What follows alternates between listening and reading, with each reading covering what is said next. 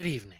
Our top story tonight: Sam Howell is the starting quarterback of the Washington Commanders. It is officially over. He has beaten out Jacoby Brissett, and Anthony Richardson has beaten out Gardner Minshew. He's going to be starting week one. CJ Stroud hasn't officially won the job before the Houston Texans, hasn't officially beat out Davis Mills, but he's going to be starting for the second preseason game. It's pretty much over.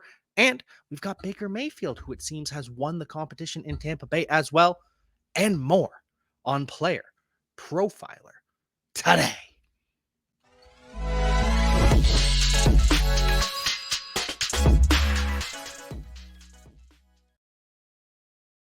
Yes, the quarterback competitions across the NFL are pretty much done for. Bryce Young was the first to win his job. He officially beat out Andy Dalton a month ago, 2 months ago. It has been a while since Bryce Young won that job. And even before he officially won it, we all knew. And the same thing happened with Anthony Richardson earlier this week. It was officially announced that Richardson will be the starter week one. Gardner Minshew is the backup. And this was always necessary. Anthony Richardson is ready, and he needs the reps. I know it's kind of contradictory to say he's ready and he needs the rep, but by that I mean Anthony Richardson isn't going to be hurt by playing in live NFL action. He is not a inexperienced, small, fragile guy that needs to learn. He absolutely needs to learn, but the only way for Anthony Richardson to learn on the limited sample size that he had even in college is to play the game, is to get live reps. This is not a Patrick Mahomes sitting behind Alex Smith for a year to learn the NFL game. That was a different situation.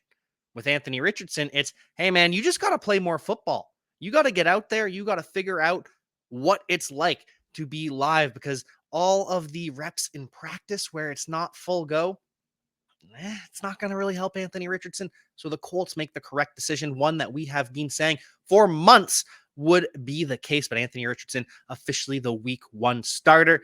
And he's got Cam Newton upside. Even Cam Newton with the New England Patriots was a reliable fantasy quarterback. He had multiple weeks as a QB1. He finished as the QB1 overall against the Seattle Seahawks at one point. And his arm was shot. Cam Newton did that with a completely dead arm and just relying on athleticism. Now Anthony Richardson with a live arm, probably the most live arm in the NFL. Anthony Richardson may have the strongest arm. Will Levis up there too, Josh Allen, but all those guys, cannons for arms. Anthony Richardson, the arm's not dead. The accuracy needs a little bit of refinement, but that will happen as he gets more and more experience. So this is the correct decision for the Indianapolis Colts, and it's the correct decision for the Washington Commanders as well to officially be starting Sam Howell. Sam Howell beats out Jacoby Brissett, and we knew all along that this would be the case. It would make absolutely no sense to trot out Jacoby Brissett in week one. Granted, Ron Rivera is trying to save his job, but what's more likely? You go maybe 8-8 with Jacoby Brissett, maybe keep your job, or you see what you have in Sam Howell. At best, he's an upgrade over Jacoby Brissett, and at worst, you're getting the first overall pick. And yes, that would result in the firing of Ron Rivera, but that's probably going to happen anyways. Ron Rivera wasn't hired by this new ownership group. Ron Rivera has largely disappointed with the Washington Commanders, and they've got Eric Bieniemy there. Eric Bieniemy is the head coach in the wings waiting. Ron Rivera backtracked after saying that players complained that Eric Bieniemy was coaching them too hard. Said he shouldn't have done that. Eric Bieniemy is going to be the head coach of the Washington Commanders at some point, and Sam Howell will be his quarterback at some point. He's got some athleticism. He was a talented prospect coming out of North Carolina, but looks too much like Baker Mayfield, plays too much like Baker Mayfield, but with actual athleticism. And so teams got scared off. But in one start with Sam Howell, he looked pretty damn good. He was running the football, not quite Konami upside, but he's close. He had over 800 yards rushing in his final year with the North Carolina Tar Heels. I'm excited to see what Sam Howell will bring to this Commanders offense. He is going to be slinging it, which we saw him do back in college, to great weapons. He's got Terry McLaurin. He's got Curtis Samuel. He's got Jahan Dotson, who he threw a touchdown to in the preseason earlier. I can't wait to see what happens with Sam Howell as the quarterback. It is going to be, at the very least, fun. He's going to be slinging it all over the field. Antonio Gibson's going to be getting in the passing game. I cannot wait to see what happens with Sam Howell. And even if it's bad, even if it doesn't work out, it is going to be fun. And speaking of fun, you can have all sorts of fun with the draft kit. Podfather, take it away. Hey, it's the Podfather. I have great news. The 2023 draft kit is live. It is world famous. Why? Because it is the best resource for winning fantasy football championships that exists. There are rankings and cheat sheets for every format you can imagine. We have projections both at the team level and the player level. And wherever you are, you can click on a player, open them up, and see in-depth written analysis about what to expect in fantasy football from that player this year.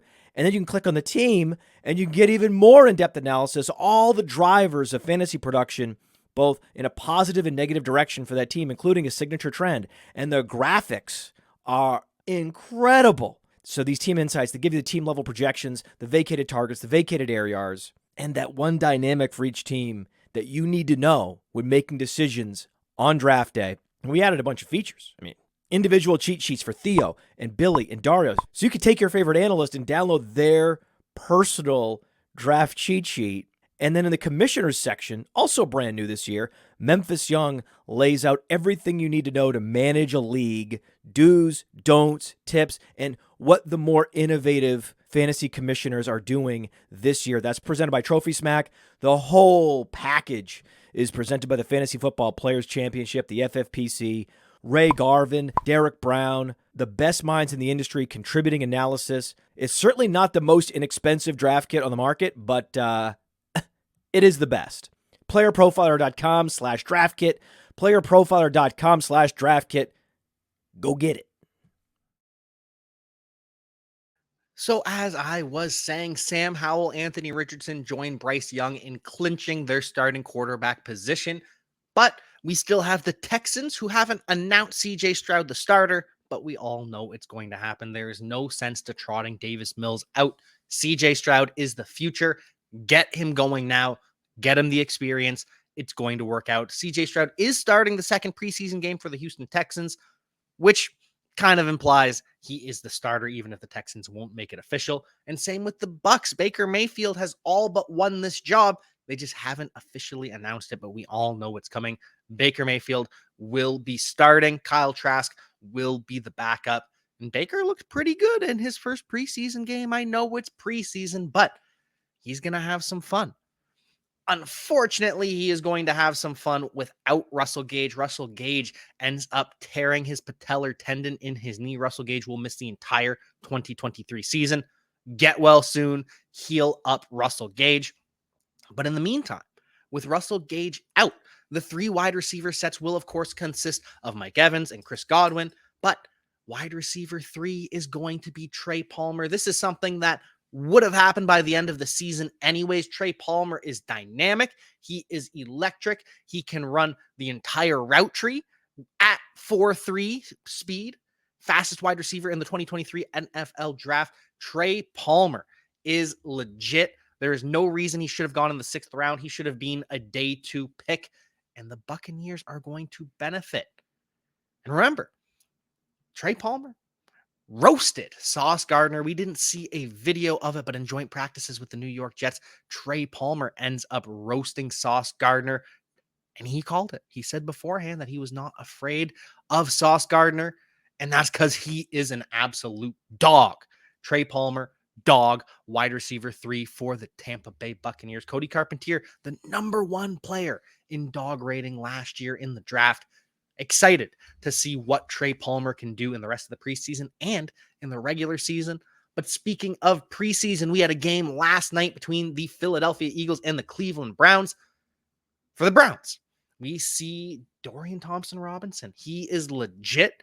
Now, we already know that Josh Dobbs is QB2, but wouldn't be the worst thing if they ended up trading him and putting Dorian Thompson-Robinson as QB2. Either way, he's going to be QB3. Josh Dobbs will be gone next year, but DTR, Dorian Thompson-Robinson, could start for multiple teams in the NFL. He'd be competing with Sam Howell. He would be legit competition to Sam Howell, and I think Dorian Thompson-Robinson might end up winning that. He might be better than Baker Mayfield, too. Baker Mayfield went first overall, but he's disappointed in the NFL. I would love to see DTR with the Tampa Bay Buccaneers. There are a bunch of teams that he could compete on, including the Arizona Cardinals. Without Kyler Murray, he would be the starter. He's better than Colt McCoy. He's better than Clayton Tune. DTR, Dorian Thompson-Robinson, he's going to start in the NFL at some point. He'll have maybe the Tyrod Taylor career path where he starts his career behind, I don't want to compare Joe Flacco and Deshaun Watson. Deshaun Watson, not elite like Joe Flacco, but you get what I'm saying. He's got an entrenched starter ahead of him. But in the preseason, he consistently balls out year after year. And then when he finally hits free agency, he ends up getting signed, starts for a team. Now, unfortunately, after the Buffalo Bills, it kind of went downhill for Tyrod Taylor, but he was signed to be a starter. And it could work out for Dorian Thompson-Robinson at some point. He is a guy I am absolutely excited to see play more and see him throwing to Cedric Tillman. Cedric Tillman catches 2 balls for 50 yards last night, including a long of 36 yards. Love Cedric Tillman. He is officially the wide receiver for the Cleveland Browns. Obviously behind Donovan Peoples-Jones, who he will replace next year. Elijah Moore in the slot and Amari Cooper as the wide receiver 1. But wide receiver 5 is also open for the Cleveland Browns. David Bell is the favorite. Anthony Schwartz mixing in, fighting for that job as well. And so is Austin Watkins. Austin Watkins looks like he is the new Lance McCutcheon of the preseason. Austin Watkins catches 7 balls for 139 yards, including a 32-yard touchdown pass from Kellen Mond. What can I say? Preseason can be fun sometimes, and it is fun. Thanks to Dorian Thompson-Robinson, thanks to Cedric Tillman, and thanks to Austin Watkins. And no Jerome Ford makes it fun for me because I am excited to see Jerome Ford in an RB2 role. He absolutely deserves it. Probably an upgrade over Kareem Hunt as well. And for the Philadelphia Eagles, last week, Kenneth Gainwell is inactive. He and Boston Scott don't play. And this week, DeAndre Swift doesn't play. DeAndre Swift balls out in his first appearance with the Eagles. Is he the starter, or is this just games from the coaching staff of the Philadelphia Eagles trying to get everyone reps? No Swift. Kenneth Gainwell gets 2 carries, the first one being a safety, and the second he goes for 8 yards because Kenneth Gainwell is pretty damn talented. But we also see Rashod Penny. Rashod Penny goes for a 16-yard gain, ends up with 2 carries for 18 yards, but Rashod Penny showing that explosiveness. Penny, Swift, and Gainwell is going to be a dangerous combination. But Kenneth Gainwell is going to be the one getting the 2-minute work. At least that's what we've seen throughout training camp. But Trey Sermon fighting for a position as well. 5 carries, 54 yards, a touchdown, but he does fumble, and he isn't great in pass protection either. Also has a 14-yard reception, so he ends up with 68 yards on the day. Trey Sermon, probably not making this roster, but at least he's been fun this preseason, and that's all we can ask for is a little bit of fun, which Marcus Mariota was not. Marcus Mariota, absolutely terrible. Completes 9 of 17 for 86 yards. He is just Charlie checkdown as he has been for the past couple of years. Throws a terrible interception, gets sacked 3 times. Marcus Mariota just might not be a backup quarterback in the NFL anymore. It might be over for Marcus Mariota. He has seen too much. Too many things have happened throughout his career. The injuries, the shell shock. Marcus Mariota, you hate to see what has happened, but Tanner McKee, who they just drafted in the 6th round, looks a lot better than Mariota. Though, granted, Tanner McKee's coming in later in the game.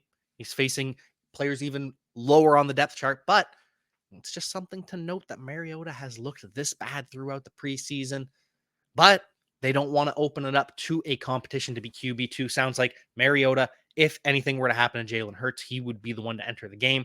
But Tanner McKee is going to make this roster for the Philadelphia Eagles more than likely. And if it wasn't already a lock because of the draft pick, it's now a lock because Marcus Mariota has been that bad. Looking at some injuries across the NFL, Breece Hall came off the PUP list the other day, and he looks magnificent. It is absolutely wonderful to see Breece Hall out there. When he tries, he is going fast. Love Breece Hall. Cannot wait to see him back in the game. And yeah, Dalvin Cook's there. Dalvin Cook will play a role. Some people are worried that Aaron Rodgers is going to force Dalvin Cook onto the field like he did with Aaron Jones over AJ Dillon. But come on. Breece Hall is a hell of a lot more talented than AJ Dillon. Breece Hall moves like a wide receiver. And we even saw it last year. He is so explosive. He is so efficient that he doesn't need to be a 20 touch a game guy. Give Breece Hall 15 touches. See him go for 120 yards. Breece Hall is the truth. Speaking of players that have worked with Aaron Rodgers, though, Devontae Adams, he is also back at practice with a few days with a leg injury, but he is back. He is ready to go, as is Kenneth Walker. We told you nothing to worry about with Kenneth Walker. Had the groin injury, and it doesn't matter. He is back. He is RB1, and he might be a 3-down workhorse. Zach Charbonnet looked pretty good in his first preseason action. He lowered the boom, but Kenneth Walker is just a better football player, a better running back, more explosive, more athletic. So Kenneth Walker is going to be getting the lion's share of touches. DJ Dallas could end up being the 3rd down back at points early in the season ahead of Charbonnet, but it's great to see Ken Walker back. Nothing to worry about there. A little bit worried about Miles Sanders still until he returns from a groin injury. They were saying that they're eyeing week 1, but he's getting close to a return.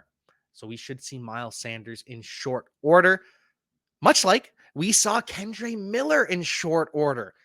3 days. 3 days is all that Kendre Miller ends up missing. We heard that, he's got a knee sprain, and that's not good considering he just had surgery on his knee. And then he's back 3 days later. The goal was week 1. Kendre Miller absolutely crushes it. He is fine. Nothing to worry about there for Kendre Miller. Love to see that. Nothing to worry about for Rashod Bateman. He misses 2 practices in a row and then returns. Seems like the Ravens are just being cautious with Rashod Bateman, and the same thing with Odell Beckham as well. Coming off that surgically repaired knee over a year ago in the Super Bowl, Odell Beckham misses 2 practices in a row, but it's just to keep him healthy.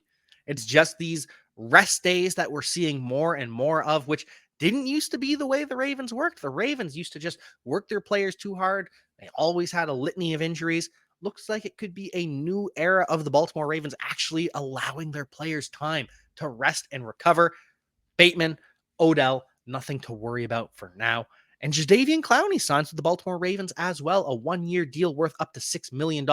He will rotate alongside Odafe Owe and David Ajabo, the 2 young edge rushers for the Baltimore Ravens. Clowney will help set the edge. He's just a Baltimore Raven. He is the quintessential Baltimore Ravens offseason signing where they wait. It's August. All right, let's go get a veteran. For the past 2 seasons, it's been Justin Houston. Now it is Jadeveon Clowney for the Baltimore Ravens. Moving on to the Detroit Lions, though, Jameson Williams suffers a hamstring injury the other day, and he will miss the rest of the preseason. We don't know if he will practice at all this preseason, but he's not going to play. He will not play in the Lions' final games against the Jacksonville Jaguars and whoever else they end up playing in week 3, which you hate to see. Jameson Williams needs the work, as Dan Campbell has admitted. Jameson Williams needs those live reps, and now he won't get to practice with the team for the rest of the preseason, just putting him once again behind the 8 ball. He missed all of last year's training camp, recovering from the torn ACL, joined the team late, and didn't have the chemistry with Jared Goff. So that was the one thing we needed to see this offseason, this preseason. Knowing that he was going to be suspended for the first 6 games of the season anyways, we needed the preseason for Jameson Williams to get reps in this offense. And now he's out. You absolutely hate to see it. The one interesting comparison I heard the other day, though, was Jameson Williams to Matthew Stafford. Both number 9 for the Detroit Lions. Matthew Stafford was marred by injuries for the first several years of his career. And then all of a sudden, it went away. And Matthew Stafford became the guy. Could Jameson Williams salvage his early career status as a bust? Unlikely, but it could happen. Don't completely write it off yet like the Podfather has, even though I am pretty close to. Amon-Ra St. Brown is going to capitalize on this. Missed a couple of practices with an ankle injury, but he's expected to return this weekend. Sounds like a low ankle sprain, which isn't going to keep Amon-Ra St. Brown from practice for too long. Even a high ankle sprain, he barely missed any time last year. True dog. Amon-Ra St. Brown is an absolute dog. Final news on the Detroit Lions, Denzel Mims has been waived by the Lions with an injury designation. He suffered an ankle injury that he started rehabbing, which became a calf injury, and now he has been cut. So the Lions will keep their conditional 6th round pick. The trade ultimately ends up being nothing, but it was worth it to take a shot on a former 2nd round pick, even if it didn't work out. But when Denzel Mims gets healthy, maybe he returns to the Lions, maybe he signs with another team. Either way, he's gone for the next couple weeks, maybe a month. And Treylon Burks, he's going to be out for a couple weeks as well. Hopefully he is back for week 1, but he suffered an LCL strain, the lateral collateral ligament. That is the opposite of your MCL. Your MCL is the ligament on the inside of your knee. The LCL is the ligament on the outside of the knee. It is much less often that you injure your LCL. Good news, Treylon Burks still could be back for week 1. He has 3 weeks to get ready. Might miss week 1. It's questionable, might play, but the good news is he's not going to be out too much longer than that. If he misses week 1 at all, he's probably back for week 2. Terrace Marshall, we don't know when he will be returning to the field. He is out with a back injury. Might return for week 1. It's kind of vague with the Carolina Panthers, but it doesn't sound like it matters with Terrace Marshall anyways, because he's the wide receiver 4. Jonathan Mingo already beaten him out for a starting job. You hate to see it, and you hate to see Ashton Dulin tearing his ACL. He will miss the 2023 season. All-pro special teams player who mixed in on offense as well. Looked pretty damn good when he did. Favorite of the Podfather, poor Ashton Dulin. The Colts have signed James Washington, who was waived by the New Orleans Saints, to replace him. And Will Levis dealing with a lower body injury as well. Looks like Will Levis might end up as the QB3 for the Tennessee Titans. Malik Willis had the inside track. He was starting. Now Will Levis is injured. We don't know how long he's going to miss. Could be Malik Willis that is backing up Ryan Tannehill. We will see how the rest of the preseason shakes out and when Will Levis will return. And we'll see when Jonathan Taylor returns too. Though he's not injured, but he is injured, but he's not injured. Jonathan Taylor has the ankle surgery that he had earlier this offseason after suffering a high ankle sprain during the season. And then there was the alleged back injury, which wasn't a back injury, which he wasn't injured, but he's rehabbing his ankle, but he just wants a new contract. And now Jonathan Taylor has been excused from the Colts camp for personal reasons. The saga with Jonathan Taylor just continues to get worse and worse. He might actually miss some time. He very well could end up missing time. He's not set to make $10 million like Josh Jacobs is, or Saquon Barkley was until he got his boost. Jonathan Taylor is going to make, I think, $4 million this year, which is a hefty amount of money, but he doesn't have the same incentive to return as a Josh Jacobs, Saquon Barkley, Austin Eckler all did. So we'll see what ends up happening with Jonathan Taylor. I don't know how this is going to end, when he's going to return, how it's going to shake out. I'm sure he's going to return at some point. He's going to play at least 10 games so that he hits free agency. But I don't know if Jonathan Taylor is going to return anytime soon. I really don't. And speaking of running backs where we don't know what's going to happen, the New England Patriots, Ezekiel Elliott wearing number 15 like he did back at Ohio State. Love the look. Not going to love the production from Ezekiel Elliott. Bill O'Brien calls him a 3-down back, says he's excited to have him, but that it is too soon to tell what his role is going to be. Zeke going to take touches from Ramondre Stevenson, won't be involved in the passing game. This, again, was best case scenario for Ramondre.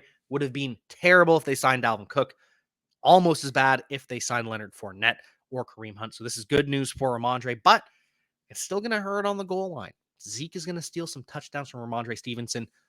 At least, though, we know he can produce without the touchdowns we saw last year. He finished as an RB1 with only 5 touchdowns scored. That might be the ceiling for Ramondre. If Ezekiel Elliott plays all 17 games, he's going to get work on the goal line. And we have Joe Mixon. Joe Mixon has been found not guilty of aggravated menacing. This is the threats that were allegedly uttered from Joe Mixon a couple months ago. There's another outstanding legal case with Joe Mixon involving a firearm. But in terms of the aggravated menacing, the alleged threats, Joe Mixon found not guilty. And while the other legal situation is still being figured out, it doesn't sound as though Joe Mixon will be suspended by the NFL anytime soon. We'll see how things shake out with the other legal situation. But for now, not worried about Joe Mixon's status playing this year. We haven't been all off season. And now he's going to be a bell cow for one of the best offenses in the NFL. Finally, Russell Wilson. Russell Wilson is officially down 15 pounds from last season. He has been working on getting fit. He's been working on gaining some speed to be more elusive, to be more electric, to be more explosive. Russell Wilson is putting in the work, and hats off to him too. He had a lot going on last year. He suffered the loss of a friend in his last season with the Seattle Seahawks. He also broke his finger, and missed some time there. Gets traded to the Denver Broncos with Nathaniel Hackett, who ends up being completely incompetent. His ego gets a little bit out of control with the private office and all of that and all the decisions made behind the scenes where it shouldn't have been leaked, period, but it did. But Russ was going through a lot. Sometimes when you're going through stuff, you gain some weight. Russ is back. He is focused. He is ready to go. And Russell Wilson is going to surprise a lot of people. At worst, he's going to be a QB2 in superflex leagues. He is a perfect QB2 right up there alongside Kirk Cousins and Jared Goff and all those guys. But if things work out and Russell Wilson is back to his former glory, could he really end up being a QB1? Is that still possible for Russell Wilson in 2023? Well, now that Marvin Mims is going to be starting in 3 wide receiver sets, it very well might be. Hey, I want to take a moment to thank you for tuning in. It's important to me that all of our media be free. This is only possible because of you allowing a true independent sports media enterprise to thrive unlike any other in the business. So please subscribe to the All In Package to continue to make all of this possible, to ensure that all of our stats, information, data, content is available to you, especially you, the people that get the site and get the show.